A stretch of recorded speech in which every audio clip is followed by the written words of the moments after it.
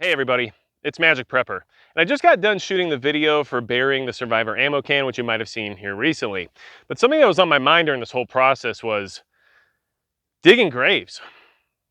6 feet deep, pretty large in general. Um, Come SHTF, what's your plan for that type of a situation?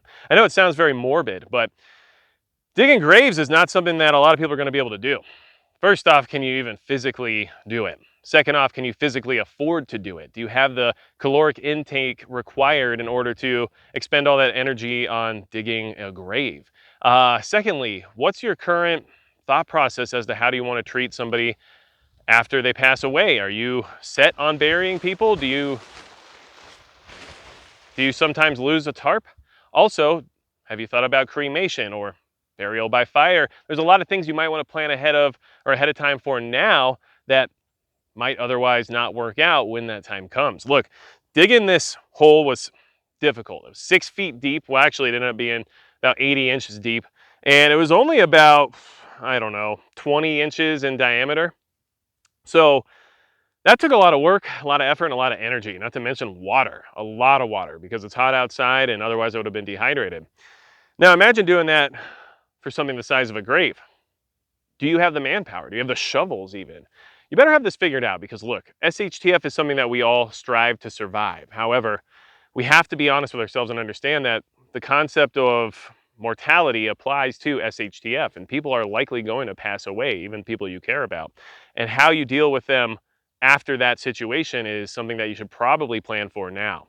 This was a lot of work. It's not something I want to do on a regular basis, and it's definitely not something I'm sure I want to do post SHTF. And if you've seen the movies where people are just able to bury their comrades, even though they're literally bugging out and they have no structure or safety or anything like that, but somehow in the middle of their adventure, they're able to bury 6 of their friends because of some catastrophic consequence.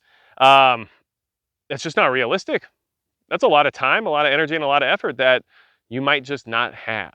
Now, I do need to mention that the biggest supporter of the channel is Midway USA. And yeah, they have some cool stuff when it comes to shovels, especially when it comes to e-tools, which mill serp style ones are pretty legit. If you don't know, then you need to know. But thanks to Midway USA for having stuff like that. But I don't think those tools are necessarily built exactly for the purpose we're discussing right now. And it's just been on my mind while going through this process because the movies and the Hollywood and TV and everything else would make you believe that you'll have plenty of energy, time, even just shovels to go dig a bunch of graves if need be because of some kind of terrible situation. And I don't know how realistic that would actually be, especially if you don't have the caloric intake required to expend that kind of energy. Not everybody's going to have as much food stored away or access to as much food during an SHTF scenario. And especially if you're in a bug out scenario and you have to literally leave your area and then somebody perishes along the way. I mean, the idea of having the time, the energy, and the tools with you to properly bury them is relatively far-fetched, in all honesty. So I would just make sure you have a contingency plan now. And if you're not comfortable with things like cremation or other means of, letting somebody go that passed away, then you should probably make those plans now and figure out what exactly it is you need to be able to follow through with what you would require for that scenario. And that's just something that came to mind while I was out here digging, because digging, it kind of sucks. I'm not really into it. Not really my thing. So uh, I would just make those decisions now so you don't have to struggle with it in that long-term emergency event that we're all preparing for. Considerations to make is what it is. If you need anything else from me, go to magicprepper.com. And besides that, that's going to be it for Magic Prepper.